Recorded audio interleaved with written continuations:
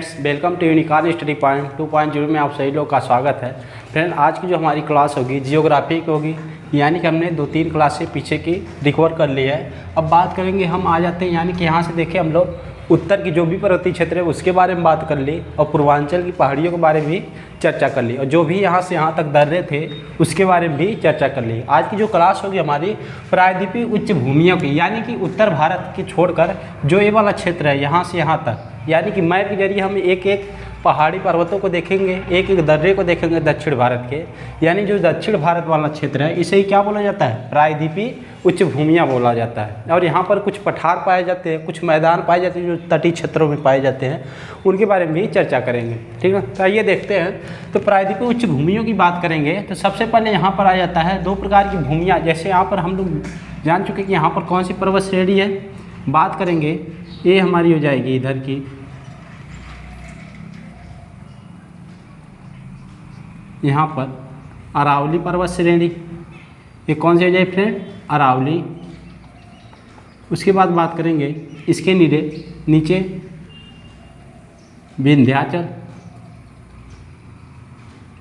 विंध्याचल पर्वत श्रेणी। इसके बाद बात करेंगे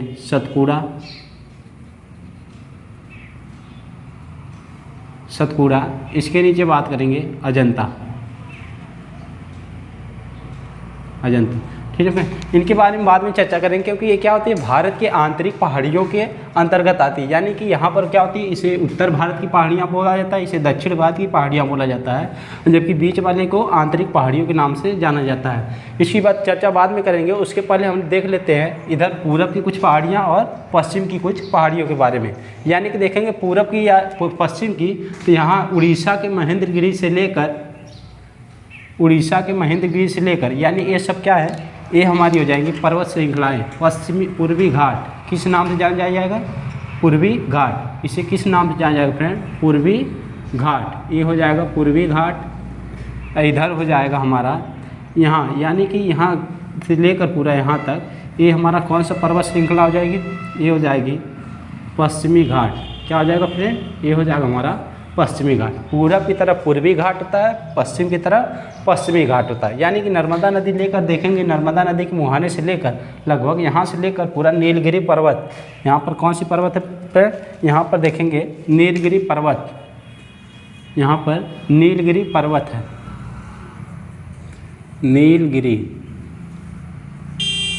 नीलगिरी पर्वत। यानी कि बात करेंगे हम लोग यहाँ नर्मदा नदी की मुहाने से लेकर नीलगिरी पर्वत श्रेणी तक इसकी कुल लंबाई कितनी मिलती है, देखिए 1500 किलोमीटर की इसकी क्या होती है, कुल लंबाई होती है पश्चिमी घाट की। हिमालय के बाद दूसरी सबसे लंबी पर्वत श्रृंखला की बात करेंगे, कौन सा हो जाएगा, पश्चिमी घाट हो जाएगा। और यहाँ से लेकर यहाँ तक नीलगिरी तमिलनाडु तक पूरी 1500 किलोमीटर की लंबाई तक फैली है। इसी का विस्तार क्या मिलता है फ्रेंड, यहाँ गिर की पहाड़ियाँ मिलता है। यहाँ देखेंगे क्या हो जाएगा, ये गिर की पहाड़ियाँ किसके लिए किसके लिए प्रसिद्ध है, एशियाई बब्बर शेरों के लिए प्रसिद्ध है। यानी कि यहाँ एशियाई लायन पाए जाते हैं, उसके लिए क्या होता है, ये फेमस है। इसके बाद बात करेंगे पश्चिमी घाट की बात करेंगे, तो यहाँ से लेकर यहाँ तक फैली है पर्वत श्रृंखला के रूप में। और इसकी कुछ चोटियों की बात करेंगे, पश्चिमी घाट इसकी प्रमुख चोटियाँ बात करेंगे, चोटियों की बात करेंगे तो सबसे पहले आ जाता है कुद्रीमुख। पहला जाता है कुद्रीमुख की बात करेंगे। एक बात ध्यान से रखेंगे फ्रेंड, पश्चिमी घाट को ही सह्याद्री, यानी कि जो पश्चिमी वाला घाट है इसे सह्याद्री के नाम से जाना जाता है। किस नाम से जाना जाता है, सह्याद्री के नाम से जाना जाता है। और यहाँ पर देखेंगे फ्रेंड, ये पूरा हमारा महाराष्ट्र का क्षेत्र हो जाएगा। बात करेंगे किसका क्षेत्र हो जाएगा, ये पूरा महाराष्ट्र। उसके बाद बात करेंगे यहाँ पर छोटा सा क्या हो जाएगा, ये गोवा, छोटा सा क्या हो जाएगा, गोवा। और ये वाला पूरा क्षेत्र क्या हो जाएगा, कर्नाटक। क्या हो जाएगा फ्रेंड, कर्नाटक। यानी कि देख लिए महाराष्ट्र, गोवा और कर्नाटक 3 राज्य विशेषकर यहाँ से लगते हैं। और एक केरल हो गया, ये क्या हो जाएगा फ्रेंड, केरल। ये हमारा केरल हो जाएगा। उसके बाद बात करेंगे महाराष्ट्र में, यानी कि इसकी पर्वत श्रृंखलाओं में कुछ पर्वत चोटियाँ भी ऊंची ऊंची चोटियाँ हैं, उनकी बात करेंगे। यहाँ पर ध्यान देख लेंगे कि यहाँ से गोवा के निकट, ठीक है फ्रेंड, गोवा के निकट गोवा के निकट से 16 डिग्री अक्षांश रेखा जाती है। क्या जाती है फ्रेंड? ये 16 डिग्री अक्षांश रेखा है। 16 डिग्री अक्षांश रेखा पूरे सह्याद्री को 2 असमान भागों में बांटती है, जिसके उत्तर वाले क्षेत्र को उत्तरी सह्याद्री कहा जाता है और दक्षिणी वाले पार्ट को दक्षिणी सह्याद्री के नाम से जाना जाता है। अब यहाँ बात कर लेते हैं सबसे ऊंची चोटी कुद्रेमुख की। तो इसकी कुल ऊंचाई बताएंगे फ्रेंड 1892 मीटर है। यानी कि कुद्रेमुख की लंबाई पूछे या फिर ऊंचाई पूछेगा तो इसकी कुल ऊंचाई कितनी है? 1892 मीटर है। ये सह्याद्री की सबसे ऊंची चोटी है। बात करेंगे इसकी सह्याद्री, यानी कि यहाँ से यहाँ तक पूरी सह्याद्री है, तो ये सह्याद्री के अंतर्गत आएगी। तो सह्याद्री की सबसे ऊंची चोटी है, सह्याद्री की सबसे ऊंची चोटी, या फिर कहे दक्षिणी सह्याद्री की सबसे ऊंची चोटी है। सह्याद्री की सबसे ऊंची चोटी या फिर दक्षिणी सह्याद्री की सबसे ऊंची चोटी है। बात करेंगे कहाँ पर स्थित है? एक कर्नाटक में यहाँ पर है, कुद्रेमुख। ध्यान रखें फिर कौन सी है? कुद्रेमुख। लंबाई भी याद रखेंगे, कुछ कुछ पहाड़ियों के नाम याद रखेंगे जो इंपॉर्टेंट है। जैसे ऊपर के हिमालय में देखें माउंट एवरेस्ट, कंचनजंगा, K2 हो गई या फिर राकापोसी हो गई। इंपॉर्टेंट के तौर पर इन लोगों को भी शामिल किया जाता है। यानी पश्चिमी घाट की 2-3 पहाड़ियाँ उसको भी याद रखेंगे। कुद्रेमुख हो गई कहाँ पर? कर्नाटका में हो गई। उसके बाद देखेंगे ये क्या है? सह्याद्री की सबसे ऊंची चोटी या फिर कहा जाए दक्षिणी सह्याद्री की सबसे ऊंची चोटी है। उसके बाद बात कर लेते हैं अगले की। अगला हो जाएगा हमारा दूसरे नंबर का कलसुई। कलसुई की बात करेंगे, ये कहाँ पर स्थित है? इसकी ऊंचाई 1646 मीटर है फ्रेंड।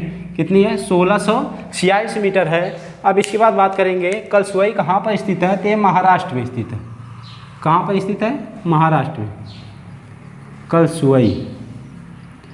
कलसुई कहाँ पर फ्रेंड स्थित है? महाराष्ट्र में स्थित है और इसकी ऊंचाई 1646 मीटर है। यानी कि ये किस सह्याद्री में आएगा?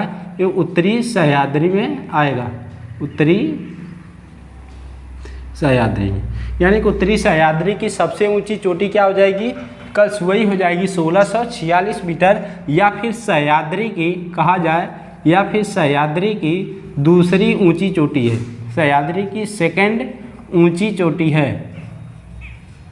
ठीक है, सह्याद्री की दूसरी ऊंची चोटी क्या हो जाएगी? कलसुई हो जाएगी। उत्तरी सह्याद्री में पड़ती है और सह्याद्री की दूसरी ऊंची चोटी है। इसके बाद बात करेंगे अगले की। अगला हो जाएगा तीसरे नंबर का हमारा कलसुई के बाद महाबलेश्वर की चोटी की बात करेंगे। किस राज्य में स्थित है फ्रेंड? इसकी ऊंचाई बात करेंगे 1438 मीटर है। कितनी मीटर है? 1438 मीटर है। किस राज्य में पड़ती है? तो ये राज्य बात करेंगे महाराष्ट्र में। यहाँ पर क्या हो जाएगा? महाबलेश्वर हो जाएगी। महाबलेश्वर की बात करेंगे, इसकी कुल ऊंचाई कितनी है? 1438 मीटर है। यानी कि यहाँ पर फ्रेंड ध्यान रखेंगे ये क्या होते हैं? यहाँ की इंपॉर्टेंट कुछ क्या है? पर्वत श्रेणियाँ या पर्वत श्रेणियों के अंतर्गत पर्वत चोटियाँ हैं, कुद्रेमुख, कलसुई और महाबलेश्वर। ठीक है, इसको याद रखेंगे। और उसके बाद बात करते हैं यहाँ पर जहाँ पर पश्चिमी घाट तथा पूर्वी घाट मिलते हैं, यहाँ पर एक पर्वत श्रृंखला है जिसका नाम क्या है? नीलगिरी है। नीलगिरी की बात करेंगे, नीलगिरी कहाँ पर है? तमिलनाडु में है। और यहाँ पर पूर्वी घाट पश्चिमी घाट एक इन दोनों को जोड़ने के गांठ की तरह काम करता है। यानी कि जहाँ 2 पर्वत श्रृंखलाएं आपस में जुड़ती हैं उनका काम क्या काम करता है? जोड़ने का काम करता है। इसलिए इसे स्थलाकृति गांठ के रूप में देखा जाता है। और यहाँ की बात करेंगे सबसे ऊंची चोटी क्या है फ्रेंड? यहाँ की सबसे ऊंची चोटी डोडा बेट्टा है, जिसकी ऊंचाई 2636 मीटर है। यानी बात करेंगे दक्षिण भारत की सबसे ऊँची चोटी की बात करेंगे तो क्या हो जाएगा? यहाँ की डोडा बेट्टा हो जाएगा, जो कहाँ पर है? नीलगिरी पर्वत श्रृंखला में है। बात करेंगे यहाँ पर फ्रेंड नीलगिरी की। इसके बाद देखते हैं नीलगिरी की बात करेंगे तो नीलगिरी तमिलनाडु में स्थित है और यहीं पर एक प्रसिद्ध पर्यटक स्थल भी है फ्रेंड, याद रखेंगे, जिसका नाम क्या है? जिसका नाम ऊटी है। जिसका नाम क्या मिलता है? ऊटी मिलता है। बात कर लेते हैं यहाँ पर नीलगिरी। आ जाते हैं हम नीलगिरी की बात करते हैं। नीलगिरी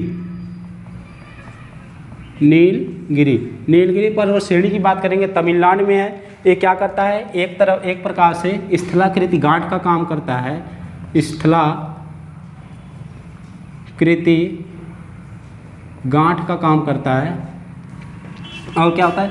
इसकी सबसे ऊंची चोटी की बात करेंगे। सबसे ऊंची चोटी क्या हो जाएगी? इसकी सबसे ऊंची चोटी की बात करेंगे डोडा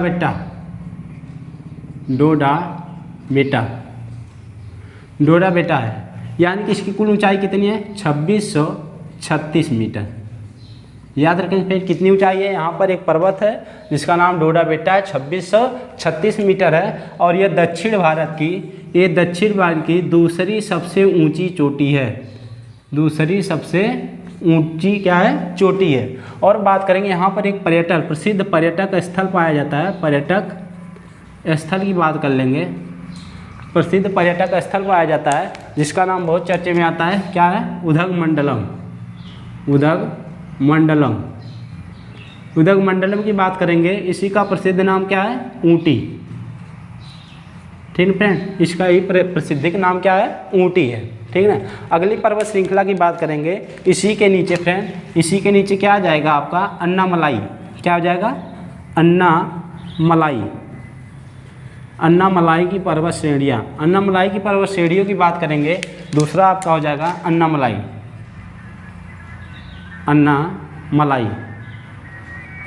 ये भी कहाँ है फ्रेंड, ये भी तमिलनाडु में स्थित है। यानी कि नीलगिरी पर्वत श्रृंखला के दक्षिण में क्या स्थित है, अन्नामलाई की पर्वत श्रृंखला स्थित है। और इसकी सबसे ऊंची चोटी की बात करेंगे तो सबसे ऊंची चोटी क्या हो जाएगी फ्रेंड, इसकी सबसे ऊंची चोटी हो जाएगी अनाईमुड़ी। इसकी बात करेंगे, सबसे इसकी ऊंचाई 2695 मीटर है, 2695 मीटर है और यह दक्षिण भारत की सबसे ऊंची चोटी। यानी दो क्वेश्चन देखेंगे, दक्षिण भारत की सबसे ऊंची चोटी की बात करेगा तो अनाईमुड़ी हो जाएगी, जो अन्नामलाई पर्वत श्रेणियों के बीच में स्थित है और इसकी कुल ऊंचाई 2695 मीटर है। यह दक्षिण भारत की सबसे ऊंची चोटी है, सबसे ऊंची चोटी है, दक्षिण भारत की सबसे ऊंची चोटी है। दूसरी ऊंची चोटी की बात करेंगे तो क्या हो जाएगा, डोडा बेट्टा हो जाएगा। यहाँ पर एक प्रसिद्ध पर्यटक स्थल पाया जाता है, उसका नाम क्या है फ्रेंड, याद रखेंगे, पर्यटक स्थल कोडाईकनाल। क्या फ्रेंड, याद रखेंगे, कोडाईकनाल।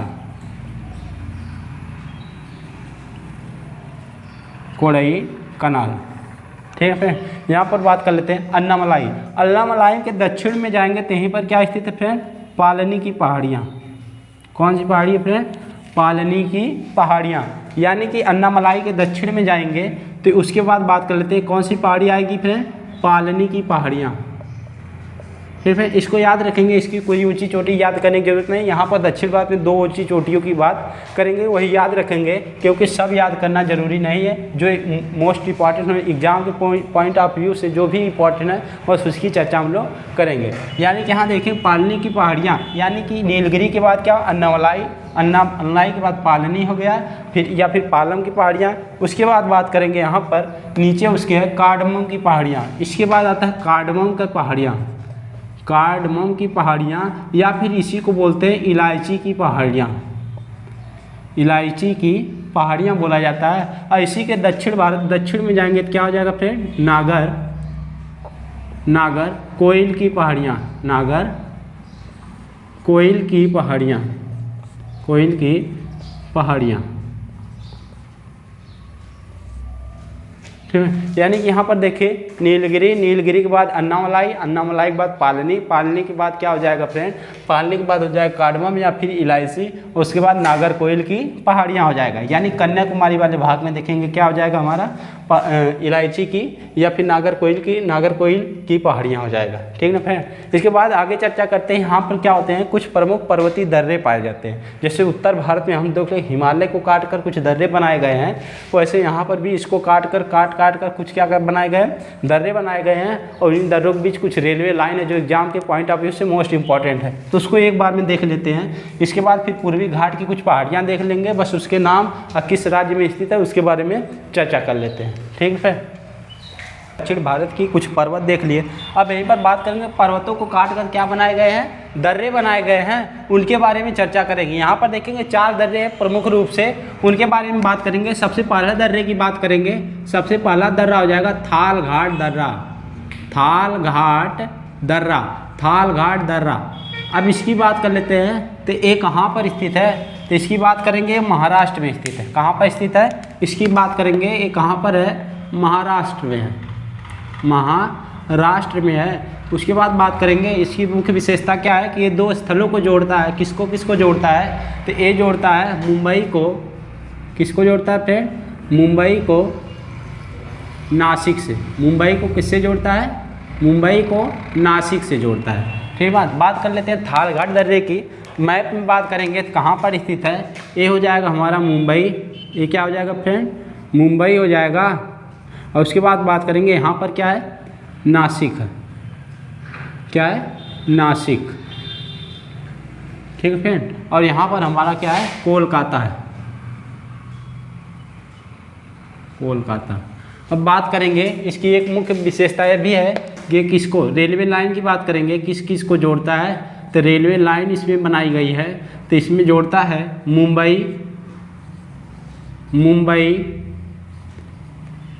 मुंबई को जोड़ेगा, मुंबई को जोड़ेगा नासिक से, नासिक को जोड़ेगा फिर कोलकाता से।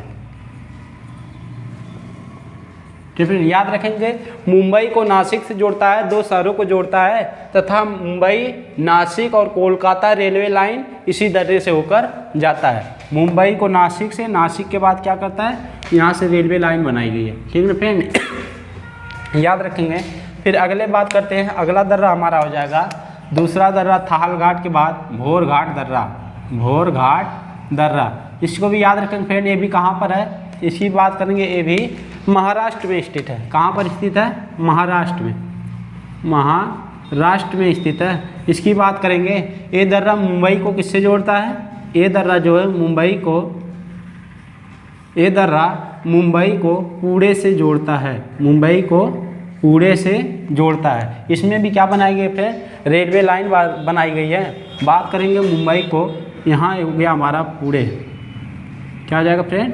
पुणे हो जाएगा। और यहाँ हो जाएगा हमारा बेलगांव। ठीक है फ्रेंड, याद रखेंगे ये क्या हमारी रेलवे लाइन बनाई गई। तो यानी कि मुंबई रेलवे लाइन की बात करेंगे, रेलवे लाइन बनाई गई है मुंबई, पुणे, बेलगांव। ठीक है, याद रखेंगे भोरघाट दर्रा महाराष्ट्र में स्थित है, मुंबई को पुणे से जोड़ता है। मुंबई, पुणे, बेलगांव रेलवे लाइन इसी दर्रे से होकर जाती है। अगले दर्रे की बात करेंगे थालघाट, भोरघाट। अगला दर्रा हमारा हो जाएगा पालघाट दर्रा। तीसरी की बात करेंगे पालघाट दर्रा। पालघाट दर्रा यानी कि इस दर्रे की बात करेंगे, वर्तमान में कहाँ पर हो जाएगा? ये केरल में स्थित है। केरल तथा तमिलनाडु की सीमा पर स्थित है। इसकी बात करेंगे, जो ये हमारे नीलगिरी पर्वत है या फिर अन्नामलाई, इन दोनों पर्वत श्रेणियों के बीच स्थित है। बात करेंगे नीलगिरी पर्वत श्रेणियों के बीच, नीलगिरी पर्वत श्रेणी के बीच स्थित है। नीलगिरी पर्वत श्रेणी के बीच स्थित है। किसको किसको जोड़ता है? तो बात करेंगे हमारा यहाँ पर क्या हो जाएगा फ्रेंड? कोच्चि को किससे जोड़ता है? कोच्चि को चेन्नई से जोड़ता है। कोच्चि को चेन्नई से जोड़ता है। यानी कि देखेंगे इस दर्रे को, पालघाट दर्रा जो हमारा है, कोच्चि को बात करेंगे, कोच्चि को किससे जोड़ता है? कोच्चि कहाँ पर है फ्रेंड? यहाँ पर याद रखेंगे किसका पार्ट हो जाएगा? ये हो जाएगा हमारा केरल का हो जाएगा। केरल के कोच्चि को चेन्नई से जोड़ता है। किससे जोड़ता है? चेन्नई से जोड़ता है। अगले दर्रे की बात कर लेंगे तो यहाँ पर हमारा हो जाएगा सेनकोटा दर्रा। ठीक है फ्रेंड, अगले की दर्रे की बात करेंगे तो अगला हो जाएगा हमारा सेनकोटा दर्रा। सेनकोटे दर्रे की बात करेंगे, किसको किसको जोड़ता है? तो ये नागरकोइल की पहाड़ियों के बीच, यानी पालम की पहाड़ियाँ, फिर कार्डमम इलायची की पहाड़ियों के नीचे है यहाँ पर। तो इसको बात करेंगे अगला सेनकोटा दर्रा।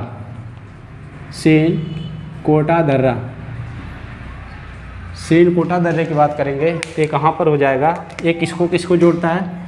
ये जोड़ता है तिरुवनंतपुरम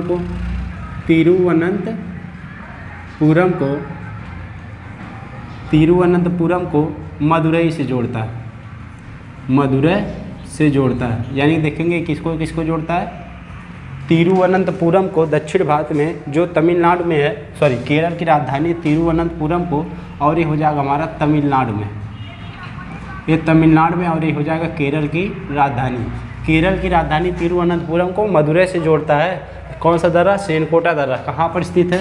ये दक्षिण भारत में। यहाँ पर पहाड़ी की बात करेंगे तो नागरकोइल की पहाड़ी के पास, नागरकोइल के पहाड़ी के पास स्थित है। ठीक है फ्रेंड, बात कर लेते हैं, यानी कि हमने पूर्वी घाट पर, पश्चिमी घाट पर लिया और उससे जो भी संबंधित दर्रे थे उसके बारे में देखेंगे। पूर्वी घाट की बात करेंगे तो उड़ीसा के यहाँ पर देखेंगे क्या है फ्रेंड, यहाँ से यहाँ तक कोलकाता हो गया, यहाँ से यहाँ तक ये क्या हो जाएगा? उड़ीसा हो जाएगा। उड़ीसा की बात करेंगे, उड़ीसा के महेंद्रगिरी पर्वत से लेकर, कहाँ से लेकर? महेंद्रगिरी पर्वत से लेकर तमिलनाडु तक क्या फैला फ्रेंड? ये हो जाएगा हमारा पूर्वी घाट। ये हमारा क्या हो जाएगा फ्रेंड? ये हमारा हो जाएगा पूर्वी घाट। यानी कि उड़ीसा के महेंद्रगिरी से लेकर तमिलनाडु के नीलगिरी पर्वत श्रेणी तक कौन सी घाट हो जाएगा? पूर्वी घाट हो जाएगा। इसकी बात करेंगे, यहाँ पर कुछ पर्वत श्रृंखलाएं पाई जाती हैं, उनके बारे में चर्चा करेंगे। और इसकी कुल लंबाई देखेंगे, यहाँ से यहाँ तक पश्चिमी घाट की 1500 किलोमीटर लंबाई है, जबकि पूर्वी घाट की बात करेंगे तो 1300 किलोमीटर इसकी क्या है? लंबाई है। अब बात करेंगे यहाँ पर पर्वतों की बात करेंगे तो यहाँ पर महेंद्रगिरी उड़ीसा में हो जाएगी। यहाँ की बात करेंगे तो क्या हो जाएगी? नल्ला मल्ला की पहाड़ी, नल्ला मल्ला की पहाड़ी हो जाएगा। उसके बाद बात करेंगे वलीकोंडा की बात करेंगे, वलीकोंडा,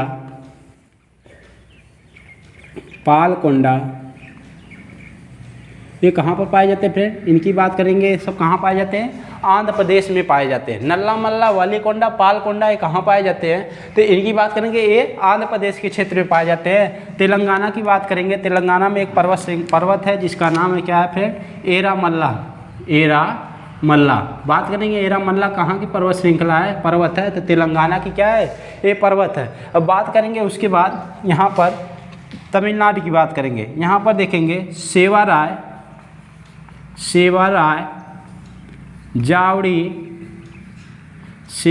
जावड़ी तथा अन्नमलई की पहाड़ी है, पंचमलई। ठीक है, अन्नमलाई नीचे है, यहाँ पर क्या हो जाएगी? पंचमलई की बात करेंगे। तमिलनाडु की सेवाराय, जावड़ी और पंचमलई की पहाड़ी कहाँ पर है? तमिलनाडु में है। उसके ऊपर नल्ला मल्ला, वलीकोंडा, पालकोंडा आंध्र प्रदेश में। और यहाँ बात करेंगे शेषचलम की बात करेंगे तो शेषचलम कहाँ पर पर्वत श्रेणी है? तो ये कर्नाटक तथा तेलंगाना की सीमा पर यहाँ पर है क्या हमारी? शेषचलम की बात करेंगे, कर्नाटक तथा तेलंगाना की सीमा पे कौन सी पर्वत श्रृंखला है? पर्वत है, तो उसकी बात करेंगे शेषचलम है। उसके बाद बात करेंगे मेलगिरी पर्वत कहाँ पर स्थित है फ्रेंड? तो मेलगिरी पर्वत जो है वो कहाँ पर है? कर्नाटक में स्थित है। कहाँ पर है? ये हमारा कर्नाटक में हो जाएगा और ये कर्नाटक तथा तेलंगाना की सीमा पर हो जाएगा। ये कुछ इंपॉर्टेंट फैक्ट है, यानी कि यहाँ पर भौतिक प्रदेश की बात करेंगे। हमने यहाँ से यहाँ तक अभी क्या देखे? पर्वतों के विस्तार देखे। उसके बाद देखेंगे यहाँ पर पठारी क्षेत्र हो जाता है, जैसे यहाँ यहाँ पर जो क्षेत्र है बिहार और झारखंड वाले क्षेत्र को क्या कहा जाता है? छोटा नागपुर का पठार कहा जाता है। यहाँ बात करेंगे 16 लाख स्क्वायर किलोमीटर क्षेत्रफल में कौन सा फैला है? ये वाला जो एरिया यहाँ से यहाँ तक लगभग आधा भारत जो फैला हुआ है, यहाँ से इसे विशेष नाम से किसके नाम से जाना जाता है? दक्कन के पठार के नाम से जाना जाता है। और ये काफ़ी विशाल है, यानी कि 16 लाख किलोमीटर स्क्वायर इसका क्या है? पूरा क्षेत्रफल है। उसके बाद बात करेंगे यहाँ पर यूपी तथा एमपी के पास यहाँ वाले क्षेत्र को बुंदेलखंड तथा बंगेलखंड के क्या पठार के नाम से जाना जाता है। और इसी दक्कन का पठार का पूर्वी विस्तार क्या माना जाता है? यहाँ पर देखेंगे कौन सा है? मेघालय राज्य है, तो यहाँ पर मेघालय राज्य के नाम पर मेघालय का पठार कहा गया है। उसके बाद यहाँ देखेंगे दक्कन बाद हो गया मालवा का पठार यहाँ पर आगे है। यहाँ पर कौन सा हो जाएगा फ्रेंड? मालवा का पठार। ऐसे छोटे छोटे पठार हैं, इनके बारे में चर्चा हम अगले वीडियो में करेंगे। ठीक है, ओवर, थैंक्स।